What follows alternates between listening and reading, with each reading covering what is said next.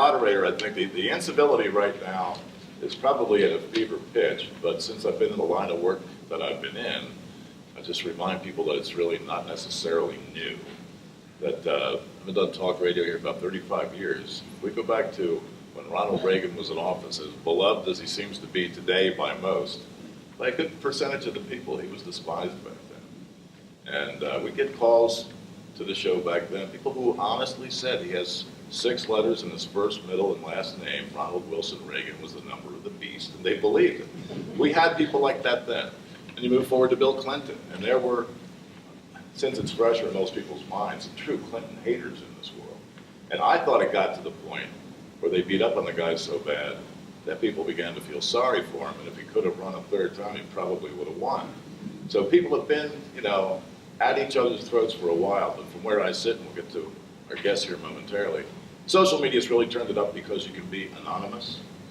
And another way that's really turned it up is because of the language you can use, which you could not then and could not now use over public airwaves.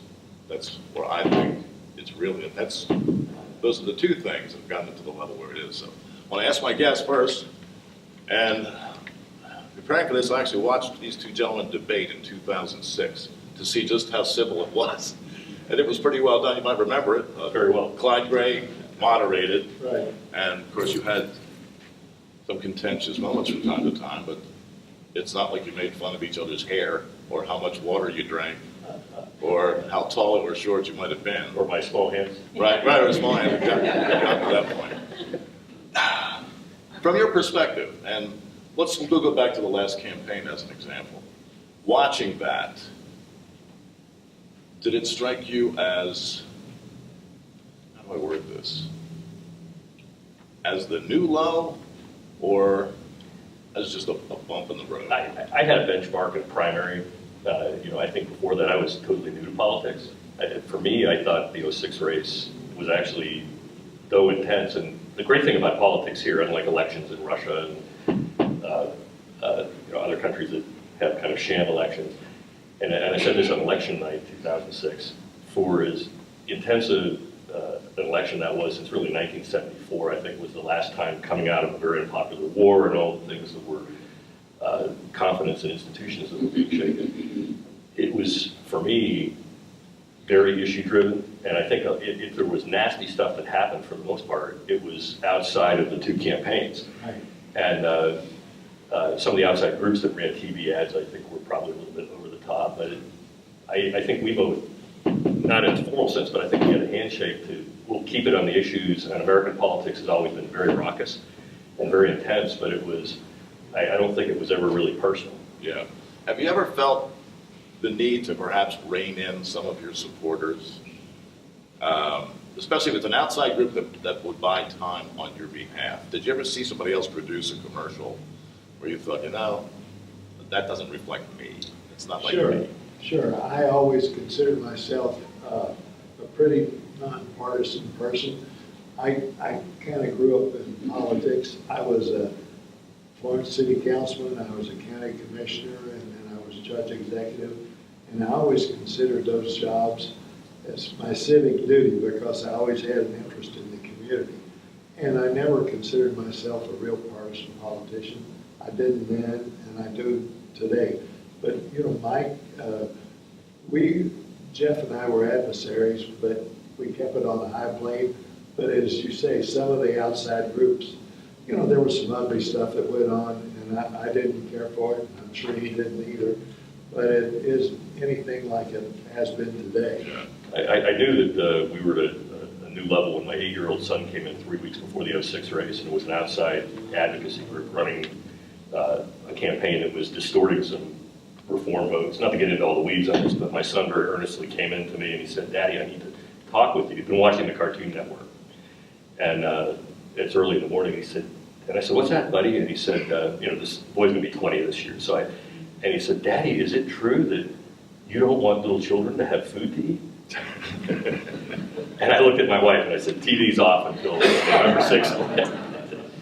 But that was nothing to do with the campaign. I mean, I think we fought hard on the issues, and that's legitimate debate. Did it start to rev up I when you were think there? I gave a talk after I'd announced my retirement And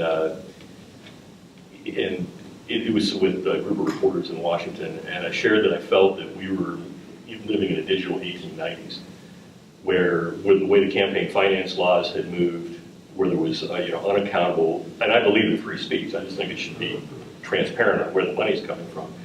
But you, in a sense, had robber barons that could come in, drop millions of dollars into a congressional race, and effectively buy a seat from the outside, which happened not too far from where we are today.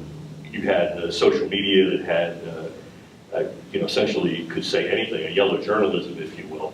But it was, I think, to your point, remembering some of the Ronald Reagan comments from when I was a young Army officer, it's 24/7 now, and people can move to isolated groups, and it's almost like it began to unpin from what truth was. And we had a landmark budget and tax deal in the summer of 2011, where the president and Speaker Boehner had agreed, and Harry Reid had agreed to terms for this, and it was conservative media that actually brought that deal down. And we could not in a sense, I don't mean it probably shouting is not the right word, but we couldn't get above the volume level for the weight of message that was coming down. And the Democratic Party took advantage of that, and essentially the president stepped back and just said, well, you all come to an agreement, come back and talk to me, and that set him on the path to win the 2012 election. But a lot of this was very self-induced in terms of some of the national media figures, in the conservative side. Well, I think even in Congress now, I mean, from what I hear, it's gotten to the point where in many instances, Democrats don't go to lunch with Republicans, Republicans don't go to dinner with Democrats. Back, Mr. Lucas, to when you were there, I mean, and you were considered to be certainly a moderate Democrat, so many more people worked across the aisle. I mean, from a social standpoint, Right. Well, people get along better. To go way back, I had heard from my predecessors that the beginning of the lack of civility started with the jet age, because prior to that, people and members of Congress stayed in Washington because they couldn't get home, and they socialized a lot more. But that was the very, very beginning. But of course, it got worse and worse. And by the time I got there, I remember Newt Gingrich was kind of a take prisoner's guard, and it just went downhill from there. And it's a real shame, because I casually watch the media now, but it's disgusting. Yeah. It really is disgusting. I mean, I go so far as to say, and all present company excluded, we have a lot of adult brats in the world today. It's like people are used to getting their way, and they don't have to listen to any other opinion. And the idea that somebody's speech is unprotected strikes me as odd. Well, social media has just exploded, and it's a shame. I think people feel like they can say whatever they want to. They wouldn't See, say I'm not that. running for office, I can say brat. Maybe to kind of both your points to synthesize this, I almost feel in some ways that people say things transparently on social media in a way of if you were shouting in the shower. And I think that one of the things, because both of us work with people of all political spectrums to pass legislation. I work very closely with the Congressional Black Caucus. I was on the Ways and Means Committee in my last half of my tenure, and chaired the subcommittee that oversaw all of the welfare programs outside of Social Security and Medicare. And I never knew my dad growing up. I mean, I was by God's providence, one of those kids that I would have jurisdiction over, in effect. And so took that job very seriously. And we work with a broad spectrum. John Lewis, the civil rights icon, is a wonderful human being. I mean, he's as different politically from me and Ken as you can be, but is truly a great man. And he helped me craft and pass a landmark child welfare reform in 2011 that, in fact, was both the best of small c conservatism and small L liberalism, in terms that we were able to expand services and outreach while reducing the cost and improving program integrity. And those are kind of the things that never make it into the, what you see on TV or you hear on, on some of the, the conservative media. Well, there is a compromise, is a dirty word in the minds of the electorate. Yeah, and I guess, to that point, I would come back. I did a lot of town halls, and you know, in the latter part of my time in Congress, it was more on the, I would say the sort of Republican end, that because we became more and more a Republican district over that time, there was a lot of activism because of these contrasting messages that you would hear in media. And I'd always try to explain the facts, but I had a couple of folks who were pretty rowdy, and I finally asked them, I said, when you talk to, you know, when you talk to your employer, your employees, your spouse, your children, the way you're conducting this dialogue here. And he goes, well, of course not. And I thought, and then he called me a name, and I made a comment back to him. At this point, my wife wanted to go after 2.5 hours to his town hall. I just said to him on the side, I said, well, I said, I appreciate your position. We're just going to have to agree to disagree. And he's, you know, gave the finger. And I said, well, there's one other thing. And I was kind of hot, but I just kept a comment and said, I just want to let you know we're very concerned about your internet viewing habits. And then I walked away from that's great. I had no idea. I mean, but this guy was all into conspiracy theory. He turned all bright red, and his wife said, is there something I need to know about? You know, and my wife told me I was mean to him.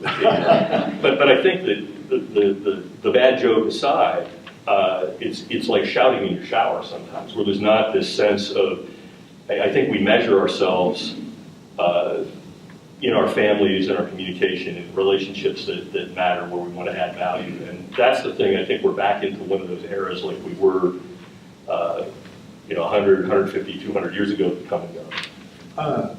I don't know that Geoff would agree with me, but I think we'd have a different Congress if we had term limits, and I don't know where he stands on that. We've never talked about it.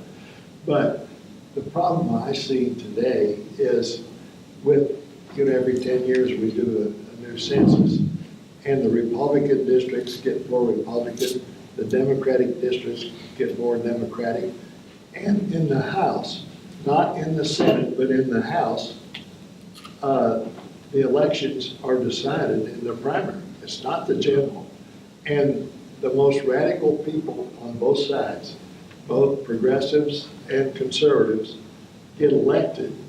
And I think that's to the detriment of this country because, you know, I think, and not everybody would agree with me, but in California, they take the top 2 vote getters, whatever party, and they let them run. And I think the moderates tend to win in that situation, whereas in our primaries, the people of extremes, right and left, win, and there's no general election because that happens, and I think that's to the detriment of our country. If we had term limits, how long would the term be in your mind? What's perfect for you? Oh, I don't know. Probably, 10 years in the House? Yeah, probably like that. Two terms in the Senate, but you know, I just think a lot of people, and certainly Mike, Geoff and I are not that way, but when they get there, the most important thing is to stay.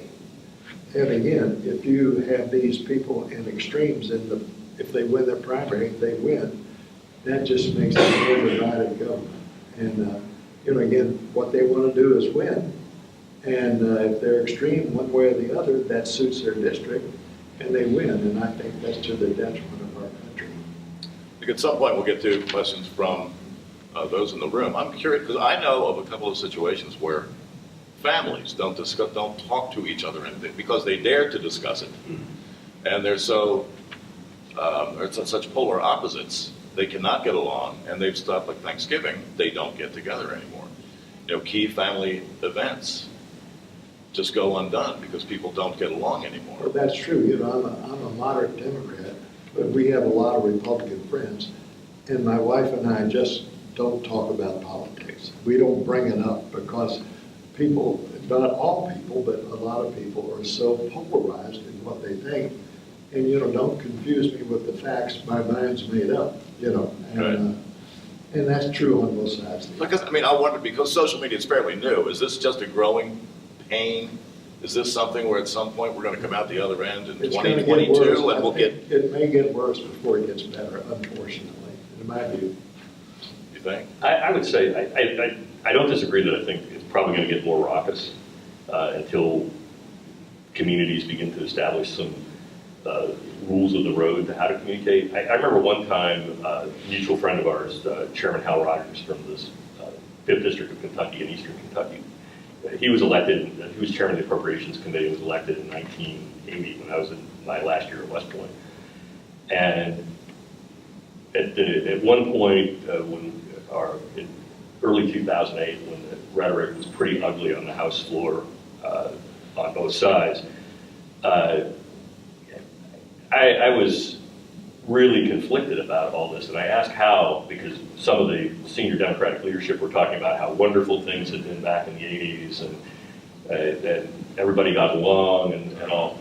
And I said that Howe, who was clearly a bipartisan deal maker, and not only done a lot for the state, but I think done a lot for the country in a number of areas as an unsung hero. And he said, "Oh, don't believe any of that." He said they treated us like crap. He used another word, but so give me some examples. And then Dave Camp, who was the ranking member on the Ways and Means Committee before we went into the majority, walked right into this conversation, and he said, "Oh, I remember when Dan Rostenkowski was the chairman, he wouldn't recognize Republicans to speak, but there was no outlet." And so, and a lot of this was pooled, and it's not anything that just happened in the last 50 years. There are these periods of and the House is a little bit more raucous because it's a majority rules body, unlike the Senate where a minority can be a majority. And but it amplifies, I think, so much of the distrust of institutions because the level of this public vitriol is so negative in many ways, where the character of an individual is automatically impugned because he's going to try to find some common ground with somebody, and then people will veer off to extremes and then throw in particularly that any opinion can come to the table, and it should in a free society. But there's usually filtering mechanisms to take the things that are away that are not true. For example, some of the so-called benefits members of Congress have, that Rush Limbaugh has put out time and again, and I had to explain 5 different times to my father-in-law, who's a retired corporate controller and CPA, that I was not entitled to a $250,000 pension for life after 1 year in Congress. And finally, my wife, we ended the argument the 5th time. She said, "Give me the phone," and said, "Dad, I have as much name ID as Jeff, and I would run after I'd make Jeff quit after 1 year, and then I'd run after 1 year, and then we'd have $500,000. But the point being was that people actually were getting consumed on that. And if you look at today, what are we talking about? We're not talking about, we're near war in 3 different places right now. We have very serious international economic issues, and we're talking about totally superfluous Stormy. issues. Yeah. Talking about stormy. Yeah, we're talking about things that really don't matter that much.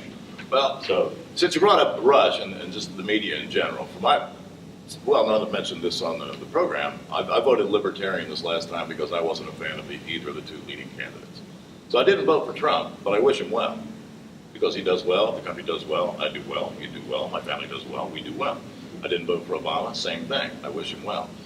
We're at the point now where the media, and this could be online websites, it could be the New York Times, it could be in some ways CBS or ABC News. It's almost like if you don't like Trump and there are massive layoffs or unemployment ticks up, it's almost like there's a sense of glee that things are not going well for this guy. And when Obama was in there, it was the same thing, but a different group of people. The economy is tanking, good, because Obama's president, and this will be a reflection of him.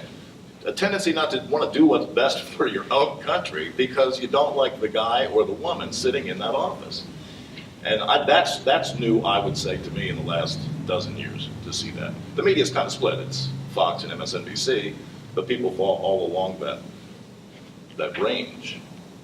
That's new. Do you notice the same thing? Or Mr. Lucas? Well, yeah, I listen to NPR because I don't know what a lot of people like that, but I think it's fairly unbiased news. But I mean, there's so much bias in the media that you're not getting news, you're getting a point of view from either the left or the right, and I think that's a shame because it's I think it polarizes a lot of people, and it's what they want to hear because if that's their belief, they want to substantiate it. And but to the point where they root against their own economy. Right, yeah. Because it reflects poorly on that guy that I hate. That's what I'm saying, it seems to me. but that's the other thing too, is you get problems tied to you that you don't have anything to do with. And the president doesn't, there are certain things in terms of setting the tone and the decorum of office, which I think as military officers, both of us would care about a lot, in terms of how you present yourself, because you are a role model. And no different than a father or mother in a family is a role model. I want my leaders to be a role model. And I was grateful for the last two presidents, though I had disagreements with both, but a lot of disagreements with President Obama on policy, because it reflected the worldview of the citizens of the 4th District of Kentucky, the majority worldview. But I never had to worry about their commitment to the country and particularly the decorum of the example that they would set in their behavior. And that, I think, is one place. The only other place that the president really has direct impact, I think, on driving the market are issues around immense executive power that the president has now, because Congress essentially has abdicated to them. And pulling out of trade agreements, as you're seeing, there's a lot of things like that. Decisions can have adverse impact on the economy, but most of the time when a president gets blamed for something, it's largely circumstances beyond their control when it comes, economically. Right. Versus, say, an Amazon, or back in the 1990s, 1980s, a Microsoft. It's revolutionizing how we interact as communities and how our economy interacts. Our present situation, and this may be controversial when I say this, but I think our present president is morally unfit to run this country, because, I don't mean to be a Puritan, but it's just some of the things this man has done in his life. It's appalling to me and to my family, and that we've set a new, very low bar for what is okay in this country. And I don't care if, and again, I don't say this in a partisan way, because if Trump were a Democrat, I'd say the same thing. It's just, I think he's morally unfit to serve this nation. But the only... what would you say to those who want to impeach him? I think it's in a ballot box, and if I totally understand it, impeachable defense is, that's political. I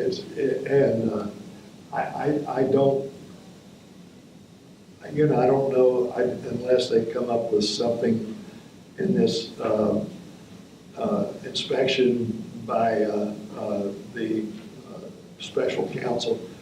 I question if he'll be impeached, but I do feel like that I hope we have someone who runs who has the moral high ground, and I'm hoping that the people in this country will reflect that. And I just think it's an embarrassment to me around the world that this guy is our leader. See, I might see him as morally unfit. On the other hand, his legacy is undecided as of now. Oh, I agree. One quick point. I think the most moral person ever to sit in that office was probably Jimmy Carter, but didn't like the way he ran it. Right. So that's the trade-off from where I sit. Right, yeah. Jeff? My experience in leadership, I was not a supporter of the president when he ran, and joined with a number of former members to make a public statement. I felt obligated from a number of perspectives to do that, but not with any vitriol or anything like that. But my rule of thumb, and this is just in general in any kind of leadership, is people are given increasing levels of responsibility, they become more the way they are. And so their character, their real character is going to come out. And particularly in political office, there's kind of a belief that expertise and knowledge doesn't matter. I know by your profession, you did this. My days typically were 16, 18 hours reading thousands of pages of policy, studying, learning the law, learning the wider implications in my areas of expertise. And we're at a place, I think, where we're displacing fact for feeling. And that's again, both of us are aviators. Your feelings are what get you killed, versus the physics of what's unfolding in that. And I think the peril that I see for the country at the moment is, with the civility, I think, the current tone of the political dialogue is symptomatic of, is this unplugging from truth. When most of us in here were kids, and I'm going to be 60 this year, so for me, 60 is the new 40, but... I'll be old enough to be your father. Hey, the rumors were true. He was my father. We could tell you some stories from that. But we had 3 sources of news, essentially, and maybe 1 or 2 radio stations that people listened to, and it was basically to go completely off the reservation. And you were in the business a long time ago, so I would defer to you on the radio side of it. But I remember during the Vietnam War, every night as an elementary school kid, because I had friends whose brothers were downrange, we were watching Walter Cronkite, or sometimes the other networks, but that there was that sense that there was a common source that we could go to in terms of national media. I wasn't reading a whole lot at that time. And now it's become it's a mass customization. And the thing I would always tell folks is read broadly, read things that are written by reporters and people who you fundamentally disagree with, rather than always going to something that is going to tickle your ears and tell you what you want to hear, because you can step back and get broader base of perspectives and facts, and what's shaping the worldview of these different political actors and leaders and the people that they represent. Because that gets missed is the way the makeup politically is in our country is, it's not that the Senator House is spineless. I get rigid whenever I hear that. The reality is that the makeup of the Congress is a reflection of the worldview of the majority of people in each congressional district on election day in any given year, and likewise for the Senate. And so getting that breadth of diversity, I think becomes very important. We've lost that, and it's dangerous because we're unpinned from the facts in many cases, and the context of how things are unfolding. For example, I'll throw out, there's a lot of talk about trade, and the Trans-Pacific Partnership has gotten up. I was the number 2 guy in the Trade Subcommittee in Ways and Means. We were involved in a lot of trade agreements, and very conscious of benefits to our region, going through a lot of economic numbers, working with different constituencies to make sure this was a good thing, forgetting the politics of it. The whole Trans-Pacific Partnership, which went through 3 presidencies essentially before it got unplugged, was all designed as a counterbalance to China economically, as a strategic firewall, if you will, to protect United States interests and to protect the democracies in the Western Pacific. And I do a DOD, our former senior defense state kind of thing overseas. I go to China once a year for this conference. And they were just beating the snot out of us 2 years ago when Obama was president. We went over last year, and a general in the Chinese army said to me, "We are so grateful for President Trump." And I did a double take, and a general officer from the army was saying the same reaction. And he said, "What do you mean?" He said, "The best thing that you've done to help us is pulling out of the Trans-Pacific Partnership." And see, so we're hearing one message from certain sources over here, but the reality of the bigger picture and things that maybe we don't see directly, it's a few degrees removed from our daily lives. 5-10 years from now, it's going to have huge impact on us. And we can't have those kind of complicated discussions. And I think that the bigger thing is, and I'm sure Ken has heard this in office many times, the greatest compliment I ever got was a Democrat that told me that he voted for me out in the eastern part of the district. And I was kind of taken aback by this because he had worked very hard against me in a prior race. And I said, "Why did you do that?" He said, "I don't always agree with you, but I trust you." And I think that trust, regardless of parties, because we agree on most stuff, when we really get down to the issues, that fundamental trust in a leader, I think, is very important. Even if you're going to turn him out of office, but I'm going to trust you to make this decision at this time. And we get a report card, and we win or lose hopefully based on the evaluation of our performance. Well, the point you made on Chinese trade is something that was covered here, but it was underneath the layers of the silly news that people prefer to listen to. It was there, and people just missed it because when it's there, I mean, it was in the paper. It wasn't on a television, and maybe it wasn't on the radio, but it was there to be read if people wanted to. I wonder if fewer people would fall for fake news if we called it sucker news. I mean, would you tend to be a little more careful about what you're reading if it was called sucker news? Mike, this is a negative point of view, but I think people who have a certain political belief and they feel strongly about it, they want something to enforce what they think. Yeah. And it doesn't have to be true. True, yeah. If it backs up what they want, then they love it. I'd say if you're not sure if it's fake, I mean, you might not like ABC, NBC, CBS, or Fox, but they do compete with each other, and they want to scoop on a story that none of the others have. And if you read a news piece that you believe to be true, and nobody else has it except that one news source you looked at, it's probably fake. Because if it's a good enough story, they'll admit they were late, but they'll cover it. Well, I'll give you a case in point. If you go to the web, I don't watch TV. I'd probably have to drink a lot if I was watching the evening news all the time on all the different networks. But I would encourage you to go on to the CNN and the Fox News websites and look at the headlines. In fact, if your spouse is here, pull one up on different cell phones and read it. They're completely different banner headlines, completely different stories. And it's focused on particular demographics. But I'd give you another homework assignment. When I go overseas, I'm always fascinated with watching news in other countries. But I got stuck in Europe last week on some stuff I was doing over there, and I ended up watching RT, the Russian English language TV. Oh my gosh. I mean, I didn't recognize any difference between that and some of the stuff that we're seeing, on cable over here. And they're driving a message that is anti-American to convince Americans not to trust their own government. And in fact, and the Chinese run the same thing. Yeah. And seeing those networks, and it's contributing to our demise, the fragility of democracy.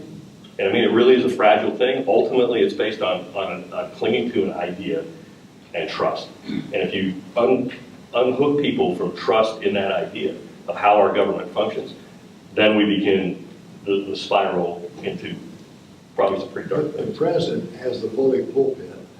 And one of my sayings when I was in Congress and in politics, if you tell the big lie often enough, people will start to believe it. And that's very unfortunate, but I firmly believe that. And I think, Trump with his propaganda, about all these things, he's trying to diminish, the special counsel, because if they come up with something or not, he wants to discredit that. And he has the bully pulpit, and I think a lot of people, particularly the people who back Trump, will say, that's it, that's true. And it's, I mean, we're so polarized in this country. I mean, most of our friends are Republican. And like I said, I've been a Democrat, but a moderate Democrat, and I don't wear it on my sleeve, and I don't like to talk politics because we have a lot of friends, good friends, who, they come up with stuff that is totally ridiculous. But, I don't contest with them because that's what they believe. And they want to believe that because that's where they are. Yeah, but a debate with somebody who thinks that what they want to determine as hate speech is not intended to be covered by the Constitution. You make the point, well, they just finished the Constitution. They decided they had to make some amendments. The very first one included your freedom of speech. Would they have done that if it was intended to protect only the speech that no one had a problem with to begin with? No, that would be moronic. So obviously it's there for the purpose of protecting the speech that people don't like. But such an elementary concept, people think they don't want to think it through because it would somehow shake their foundation. There's unlimited money that comes in now with sources and they don't know where it comes from. I mean, that's an evil for politics. It's just awful that happens, and it really distorts our whole system. And it makes me ill when I think about it, but it's there, and that's unfortunate. And I think an unwillingness to listen too, and I want to get to the audience here with their questions. But I'll stay as long as anybody wants to talk. I don't have plans for the rest of the evening. If you two were political opponents and you had staunch supporters in this room, and we've done that a couple of times. Yeah, but you're two different people now.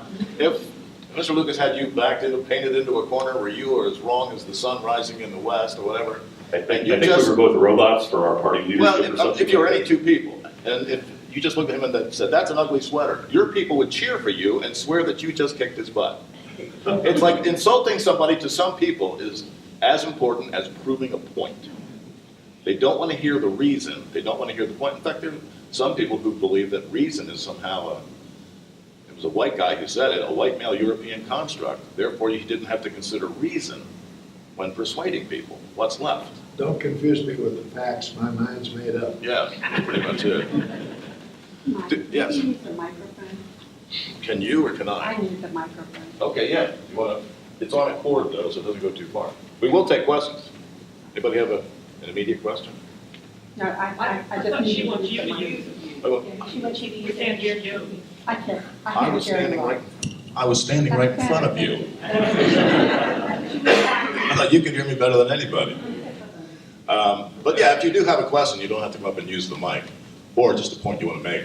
Go ahead. You hit it on the button when you talked about families not being able to talk, and maybe not even getting together at Thanksgiving or something. When my father was my age, he became very politically involved, and the rest of us were busy with our lives. Now I'm retired, and I'm interested in politics, and I want to say things to my children. But basically, my children do not trust the government. They say, Mom, they're all crooks. I don't want to hear it. Don't even talk to me about it. And this really frightens me. It really frightens me because I'm afraid that that's where we're going to, especially with the people coming up. Now that I'm old enough, I'm not making a living, going to work every day. I'm not going to school, going to college. I'm retired, so now I can read these magazines. I can listen to the television. I can make some decisions that are informed. And I want to share these things with my children who say, they're all crooks, Mom. I don't want to hear it. What are we going to do about this, to help get the next generation? How old are they? What you talking about? They're in their 40s and 50s. I mean, my children are, Not too late. well, then I should talk to my grandchildren. Is that I it? guess. The good news is, I think it's one of the great steam valves that the founders gave to us. And they weren't these marble statues up on myths where everybody was praying, every day, and they were studying the Bible for an hour. You had a great diversity. They were religious, but they were real people, and they came from very different backgrounds and had many competing motivations. But what was given was the ability. And I've been in a lot of nasty places around the world, but this is the one place that I know that any of us in here can say pretty much whatever we want and go to bed and not be in fear for our lives, Right. or our livelihood or our family. And that's been politics has been a raucous sport since the beginning. The meanest presidential campaign that ever happened was the Thomas Jefferson, John Adams campaign, where supporters on either side started their own newspapers. Kind of imagine a National Enquirer tabloid, like some of this garbage that you see on the. I don't remember that. I don't remember that. It was a little before your time, but inside of that, you can say what you want, and there's some things I've seen as people go through certain life periods, they'll start changing their viewpoints. But the problem though is they're going to come back to what's your source of information. And what do you ultimately, we're trusting some other source for the operating truth in our lives, no different than driving down the road and saying, I'm trusting that the guy driving the opposite lane is going to stay in his lane and, not collide with me. Right. And I think a lot of people, and I think I see this in my children, they don't understand the difference between news and opinion. That's a big one. Confusing to them. I mean, people will watch Fox News or MSNBC and think that's all news. That's right. And most of it's not. Most of it is opinion. That's right, and that's why I think we get confused. Well, I think another point you made is you said that you're retired and you have more time to pay attention to this. Americans have jobs and they have kids and they have hobbies and they have duties and responsibilities and PTA. Not everybody has the time to get their head into it, just as you didn't, no doubt, for years. So you get snippets and sound bites, and yeah, I heard that, yeah. And because you heard it, that's good enough, because you don't necessarily have, God, I have all the time in the world, that's what I do. All afternoon, that's what I do, is go through and just try to find interesting stories. But most people just don't have that time. I'll just say one other thing, and we'll get to the questions, is it's the ability, and even both of us with each other went through this in some places, but it's when you come into new information that you realize you have a wrong assumption on policy, to be able to say, hey, I've come into new information, and I was wrong about this, and I need to tell you about this is why I think we should make this decision here. And to me, that's showing humility. It's not like saying I'm pro-life and then being secretly, taking the opposite position as total hypocrisy. But I think if you sincerely hold a position and you come into new information, it's the right thing to do to change and then to inform, because those are the things we do in our daily lives for the most part. Well, she's right when she says she doesn't think the right information is coming out, because Sun Tzu, the art of war, take away the initiative, take away the knowledge from the general, they can't make good decisions. She's right. Right here, go ahead. I'm younger, and I grew up with social media, and so it's normal for me to see a story on the internet, and I automatically triangulate, and I look for 3 different sources to verify things I'm not sure about.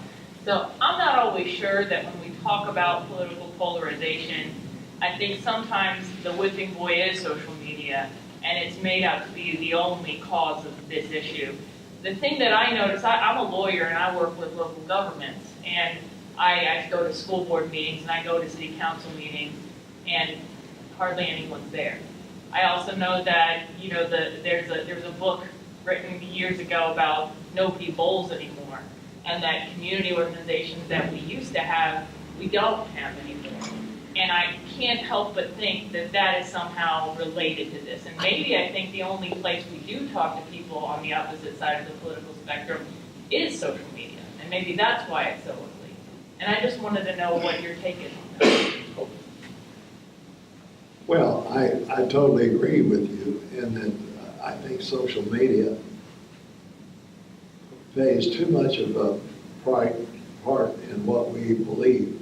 And to be truthful, I don't do social media at all. I don't want, because I think it's so slanted one way or the other, and I don't want to hear all this vitriol and ugly things that people say.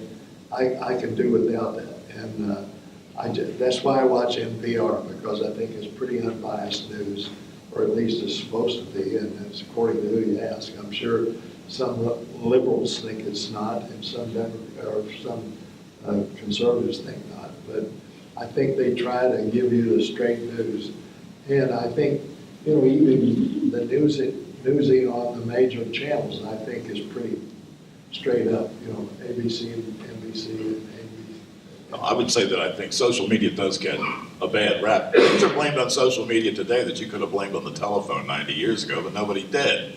What if you get bullied on the phone? All these things that happen on social media, many could have transpired on the telephone, but we didn't hold the phone responsible for it. One perspective I shared just very briefly has nothing to do with politics. I grew up in a blue-collar neighborhood, or actually I moved around a lot, especially when I was living with my grandparents. If I did something wrong at school, or I went and rang some lady's doorbell to mess with them, or did the things little boys run around and do, I got home, my grandmother knew about it by the time I got home. Everybody knew each other in the neighborhood, and there was a safety in the community. Now, not everybody, there was lots of disagreements on the normal things that communities disagree on. But interesting thing for me, talking to friends in law enforcement, is that oftentimes, I've been told by a number of folks in law enforcement that the hard place to actually investigate a potential crime is not necessarily in one of these old established neighborhoods where everybody kind of knows each other and all the families are going to think like a Latonia or something where everybody knows each other. And I said, well, give me an example. And he goes, your subdivision. We live in Thornwild up in Hebrew. He said that, and I never thought about this, and I started asking neighbors, just because of what I used to do. I got to meet a few more people in the neighborhood than I knew before. But think about this, in many of our communities, people don't know anybody other than across the street and maybe some passing perfunctory relationships with their neighbors, because where we cluster to have community is disconnected from the physical place that we are in many cases. It might be church or something like that, or school or some activity, but it's not necessarily where we live. Someone else, right here. Could you speak more about what you saw on RT, what the stories were that they were reporting? Yeah, it was talking about the lack of free speech in America. The Russians are launching a freedom initiative right now, recruiting English-speaking journalists to expose the truth because of the lack of free speech in the United States. I'm stunned by this, because if you're a journalist in Russia and you deviate, I've been to some international conferences with Russian activists, and one guy said, I'm going to be arrested when I go back because of things that he was involved in before coming to this thing in Europe last year. But very much a message to undermine the institutions in the United States, and it fuels particularly a lot of what's being pushed on both the far left and the far right here in the United States. And I know from some of the defense stuff that I've done in the information operations world, the number one priority in the between the State Department and the Defense Department right now in funding, it's not simply missiles and bombs and all this kind of stuff. And we're having some challenges getting this addressed with the current administration, not with Secretary Mattis. And I know Mike Pompeo very well personally. I mean, I know where they are on this. But the great concern are these information operations and how do we maintain our freedom of speech, but at the same time be able to reach out and touch some of these sources. Like case in point, it goes back to RT is just the superficial piece.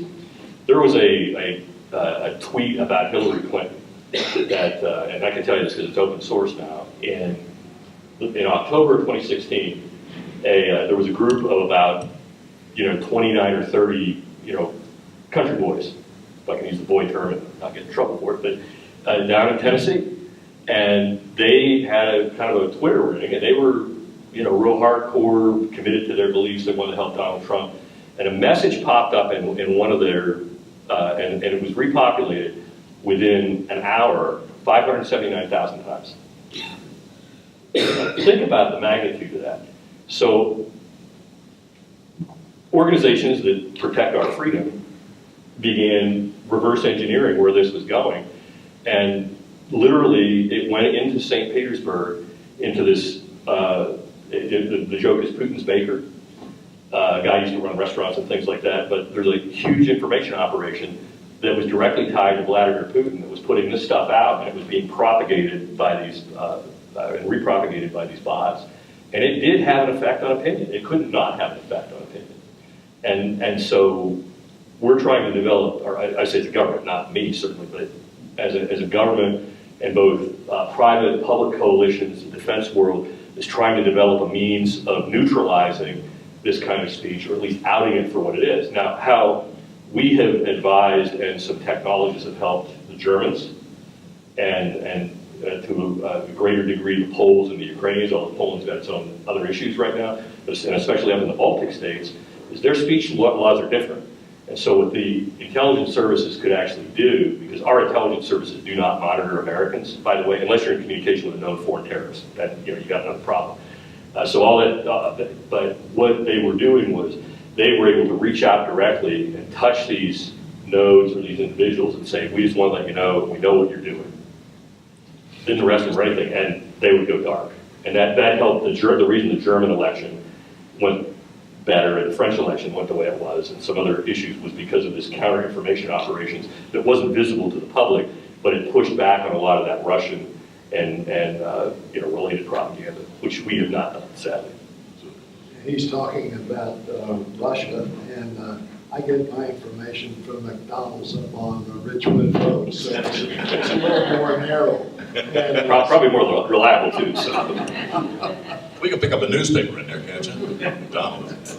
Yeah, right here in front. Look at you next to it. Go ahead. This is probably going to be the most boring question anyone will ask, but you alluded to gerrymandering. How's that ever going to be fixed? What can we do about it? Or do you think just the courts are going to have to take care of it? Or try to take care of it? For me personally, I like leaving it to the states to handle. Our system kind of works, and I don't want too much federal control into what states can do. That's largely going to get worked out in the courts. We may be in a little bit different place on that. My biggest concern is huge amounts of outside money that come into an area and essentially pick the elected officials who aren't necessarily representative of the people they represent, and I've seen that happen in a number of places around the country. What's happening up in Pennsylvania in some ways is kind of scary, because if the Democrats win control of the legislature, and they should be able to draw the districts.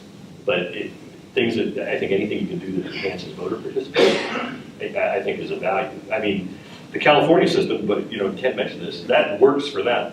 And I know Republicans in the California delegation that actually love that system. So it's a question. I differ a little with Geoff on this, because there are some states out in the Midwest where the judges set up the districts, and I think that's much more fair because, you know, in some states, obviously, the Democrats control and others are Republican. But in any event, if the Republicans are in charge and they make their districts more Republican, by default, the Democrats, you know, they make their districts more Democratic. So again, it gets back to this thing where I think that the primary, you know, we're electing people on the extreme right and extreme left and not in the middle. And that's why I like California, where they take the two top vote getters, and sometimes they're Democrat, Republican, sometimes they're both Republican, sometimes they're both Democrats. But you get more moderate people, which I think will give you better governance. And so I like the idea of judges instead of political parties controlling the redistricting. How do we get there, though? I mean, what do we do? Ultimately, that's going to be handled at the state level, first of all. I don't think you want the federal government to do that because the federal government's not especially efficient at managing things. And I get into the constitutional issue. I want to be able to reduce the reach of the federal government in a pragmatic way. There's not important functions it provides, but I wouldn't want an unelected person in an agency in Washington, D.C. telling us how we should govern ourselves locally on a number of issues. I think a lot of this is going to get worked out in the courts. It was a big deal, I think, in Pennsylvania that the Supreme Court chose not to take that case up. And what they, I believe, were doing was upholding the primacy of the state Supreme Court to make that decision for that state. And I think that's one of the great things about the country is we can experiment a little bit at the state level to maintain that latitude. Gentleman in the red, yes, sir. Discuss potential solutions to all these problems we're talking about. I was saving that to last. Oh, okay. No, we can do that right now. If you were the czar, if you come with the solution to the issues we have right now, other than telling people to quit taking themselves so seriously, as far as just the incivility. And there's some incivility in the halls of Congress as well, and in state houses, and in city halls, quite obviously, just down the road from here. But if you had, 1, 2, 3 recommendations, this is what we should do to improve our overall discourse. Now, I must say, first of all, these two gentlemen have been very civil here this evening, haven't they? So it can't be done. So. We're both seething with rage. So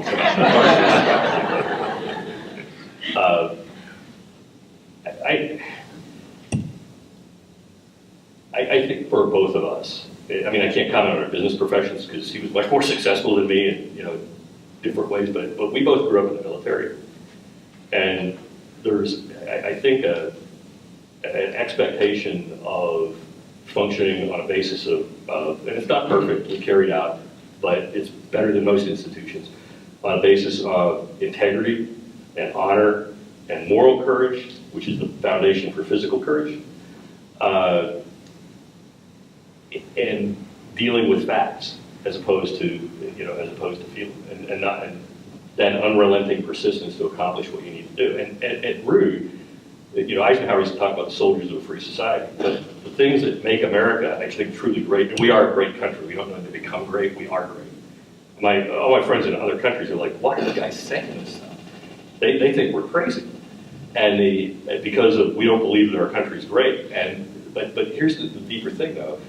What made this country great was people came here, they had the courage to leave their comfortable familiarity, come into an entirely unknown land, build their opportunity for their family, whether it was immigrants today, my wife's grandparents who all came from Italy before in the 1920s, or on the other side, on my side, there were a bunch of dirt farmers in Pennsylvania that came over back before the Civil War. They came believing in this idea of what America is all about, and I think it's very important. A lot of media calls this mythology, and it's this sort of guttural nationalism that you have to cling to. It's, oh, we're only special because you're bad, and if we get rid of you or we deal with you, then we'll be great again. Well, the darkest times in our country have come to that, and this region has been part of that. The Ku Klux Klan's center in the United States was in Indiana in the 1920s. And if you parallel a lot of the nationalism language, change a few issues around, you're back to exactly what we're seeing today happening out. And when that happens is usually in a period of social and political realignment and upheaval. There's economic, international, tectonic kinds of things going on, and that becomes a symptom. And we're in one of those periods right now. And I think it's going to go on for some period of time, but at the end of the day, it's where we have unity is not in, that it's, well, we all went to Conner High School and all those Highlands people were evil. And I didn't go to either, so I can say that. It's because we're Americans first. We function not because of who our parents were, but the set of ideas. And I think for me, the most profound, at the worst point in the Iraq War, if I could just share this, I was so disgusted with political leadership in both parties because it was my friends that were commanding these brigades in an awful situation, all kinds of questions on how we got to where we are, but we were in a war, and you just can't unplug like in the playground. And I took these two wounded warriors. My roommate from West Point was chief of staff on 101st Airborne Division. I ended up taking these young sergeants before they were medically retired, catastrophically wounded. And I mean, that's the fruit of policy decisions and what happens to the lives of folks. It's not some newscaster. I don't mean that disparagingly. No. It's when he and I vote for something, and I know I think about it, the consequences of what happens as a result of that vote in the lives of our citizens, many of whom are not here now. And I took these kids out onto the speaker's balcony and kind of pointed as a profound experience to see kind of the icons of the mythology of how we built the idea of this country. And seeing it through the eyes of these two young sergeants, through these broken bodies. And I had my military assistant out there. We were both Ranger guys and all this. And we walked back in, and after I was connecting them to their history of the 101st Airborne Division from World War II forward and what had happened before in the place that we stood. And as we walked back in, we saw the stand of colors. At that time, Vice President Cheney's office was outside the office of where the speaker's office was. And for us four Army guys, two old soldiers and these two young guys, it was this profound moment. I mean, all of us were very emotional. We couldn't talk. And we're looking at the Army flag. And the only time I've ever seen this was the campaign streamer that was on the top was Lexington and Concord, April 19, 1775, the first time that Americans took up arms in the defense of liberty. And we walked out to the entrance of the rotunda, and this young sergeant, Kevin Jason, is looking up at the painting at the top of the Capitol. Tears are streaming down his face. I mean, his life has been affected by votes both of us took. And he said, now I know what I'm fighting to defend, this idea. And I think it was a transcendental moment for me. It got me back into doing my job. But I think that's the thing, as Americans, we have to have leaders bringing us back to those fundamental ideas. And, he and I might go into a debate and fight like cats over, whatever the issues might be. Ken might tell me I want to, kill old people and starve children. I might say, yeah, that's what I wake up in the morning to do. But, don't, of course. But coming back to those fundamental ideas, I don't think in any of the politics that we went through, we never questioned our commitment to that. And I think that's the kind of glue that's necessary for our communities going forward. First of all, I would go back to a citizen legislature. That's what this country was founded on. We'd have a much better country if we had term limits and people would go there and serve, an appointed period of time and come home and not be career politicians, because I think that's really a terrible thing. And I think, I'd do away with money that goes into, I would say that the most money that anybody could give would be $100. And I would also, and I know this would be a problem with the media, but they would get so much airtime, but I know the media makes a lot of money on ads and all that. But I mean, you could give an underdog a chance to do well because he or she didn't have a lot of money, but maybe they raised $5,000 instead of $2 million. And I just think we'd have a whole different country, but unfortunately, that's not going to happen because the only way you get term limits is for people in Congress to do it, and they're not going to do it because they'd be shooting themselves in the foot. And I just think, very basically, we could have a whole different country. Having said all that, you know, this government and this Congress, with all its faults, is the greatest government on the face of the earth. And I believe that with all its faults. Okay. Take two more and then we'll have to wrap it up shortly. You were recently in Europe. What were the people were they asking you what the heck is going on in America? Did they ask The you? last few years, there have been a lot of questions. I could ask the folks in Great Britain what the heck was going on with Brexit. Similar political dynamics, you know, populism taking place that says our problem is that thing over there, so we need to make this decision. The greatest, I would say this, it was at a much higher level last year when I was over there for some defense-related stuff a couple times. The biggest concern, and this is the danger of things that presidents say, there's a real belief at rank and file level, and frankly among some of the senior policy levels, that we're not going to keep our treaty commitments. They see Russia as a very, very serious threat. I mean, it really is a very serious threat because they're a dying country and it's heavily armed. And, you know, a desperate person, you know, holding you hostage in a house with a lot of weapons is a dangerous thing. But they're very concerned that we're not going to keep our strategic commitments. And, you know, contrary to a lot of the rhetoric that was happening here, I mean, I think it's good to publicly push to have them stand up more. But they were well on their way to increasing defense spending and manning up within their various countries. Something people don't know here, Sweden is in the process, as we speak, the last couple of years, of undeclaring themselves a neutral country and trying to find a path into NATO because the Russian threat is that serious. And they've developed a whole host of unique weapon systems for the, you know, sort of Viking kind of things for killing submarines because of the threats in the Baltics right now. And so they look, there's a theory in counterinsurgency warfare that's very germane to this. It's called the last man standing theory, very popular with the Pashtuns in Afghanistan. Is it going to be the Taliban going to be here last, or is it going to be the American who's going to be here last, or the NATO person supporting us? And the smart person who has to live there, they don't have the ability to leave, ultimately is going to become a realist and say, I've got to make a deal with the one who's going to be here. And so that issue is a real concern of if we're going to keep those strategic commitments. And I would say it's absolutely imperative that we have that in the long term forward. One last question back here, gentlemen. Last, both gentlemen, what's your attitude towards efforts in the future to control or somewhat lessen the influence of lobbyists, particularly in the area of civility in campaigns? Lobbyists and also large super PACs that can come in from the other side of the country and spread manure around the district and lead. Okay. Both you gentlemen served in Congress. Both of you probably have dealt with lobbyists. You're talking to one. Yes, you have, sir. Well, I said you're talking to, Yeah. I actually, basically. The lady was asking what we can do.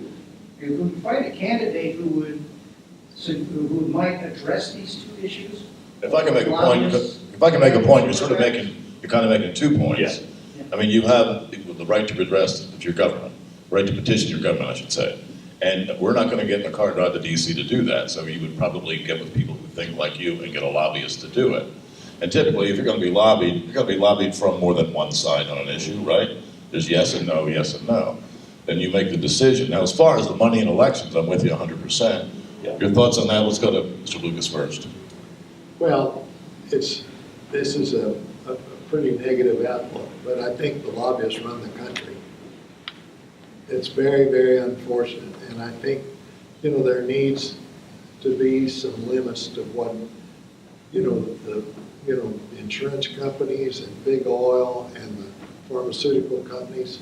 I mean, a good example is that when we came up with drugs for the seniors, we should have given the seniors the same price that we give the people at the VA.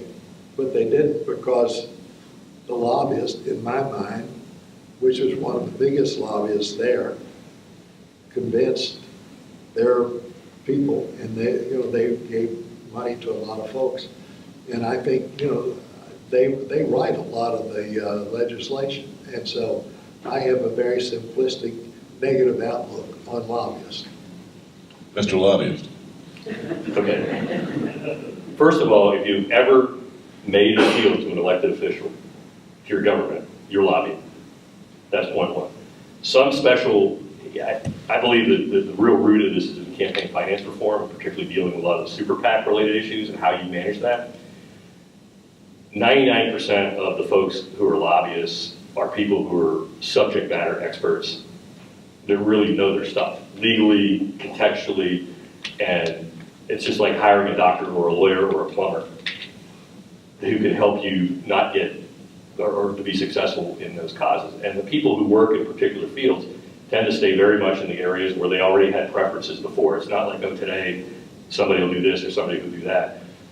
I never expected to, be registered to do it, but I have a legitimate national security and defense background that's, pretty robust. And so if somebody wants to have me advise them on how to handle that and talk about, crafting policy to deal with second and third order effects of decisions, and the reason that you have, I think there are a few unscrupulous folks, but the standard of accountability is so high in the transparency on transactions and the audits that are done and the way the records are kept. And sir, I was referring specifically to the money. Yeah, well, those are two really different things. Those are not. Well, I put it in this context. The labor movement can take can take member contributions and dues and drop ads on Republicans. And my colleague Steve Shabbat was defeated largely through that source of money, which was completely unregulated. That had nothing to do with lobbyists, other than maybe some folks in the UAW or the government employee unions were raising that money. I experienced the same thing.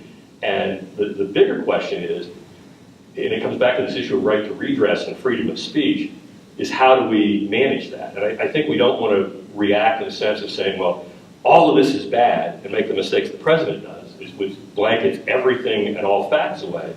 That would be like saying, well, I'm going to go to Mexico and eat herbs and fruit because some guy told me that's the way that I should cure my heart disease and my cancer. Whereas maybe somebody who could advise you in a good way, if you need that assistance, can help organize a coalition. And I think from a viewpoint standpoint, we as a country have to maintain that freedom of transaction of ideas. And at the end of the day, you can manage the money, and I think Ken brought this up on the campaign finance side. I don't like super PACs. I have very strong feelings about that. I think they need to be taken away. But at the same time, you want the ability to have that interaction. And here's why. Member of Congress I got 400 requests a week for meetings. The committee process is broken right now in the Congress because of the excessive external demands on members in both parties. I had to spend an inordinate amount of time fundraising. You had that ADD lifestyle where you're working 6-7 days a week, which we both did, and you don't have a lot of time. And so on top of that, then, the average age of a staff member is 23, 24, 25 years old who has no real world experience. You see where you begin to get into a problem here. And what happens if there's not the ability to channel legitimate expertise to facilitate this debate of different viewpoints, then we've got a bigger issue where the Congress, in effect, abdicates its responsibility or is unable to, and more power is kicked into unaccountable bureaucrats. And that is really what concerns me, is the agency's ability, in many cases, to ignore the will of elected officials. And I think we've both seen that, and that is a real challenge. On Ken's term limits point, what I would say is if we went to term limits, the other people I would want term limited are members of the senior civil service. That if you want to step into those senior levels, you get 6 years and you're gone. As opposed to being able to resist fundamental changes where we have systems that support our people that essentially were developed 40, 50 years ago. And we can't bring technology in. We can't do a lot of the changes that need to happen because of that. A quick point from Mr. Lucas. Yeah, a lot of former members of Congress leave Congress to become lobbyists, because in most cases, they make a lot more money being lobbyists than being the members of Congress. And I think, I don't know Jeff's situation, but I would have ventured to say he probably makes more money now than he did as a member of Congress. And I think money is kind of the root of all evil. you know, but I don't know. I made more money before I was a member of Congress too, so. Okay. Listen, that's all the time we have. I'm sure if you want to pepper these gentlemen with questions from now till midnight, they'd be happy to hang around. But I think those stools are getting uncomfortable after a time, is one thing I'll bring up.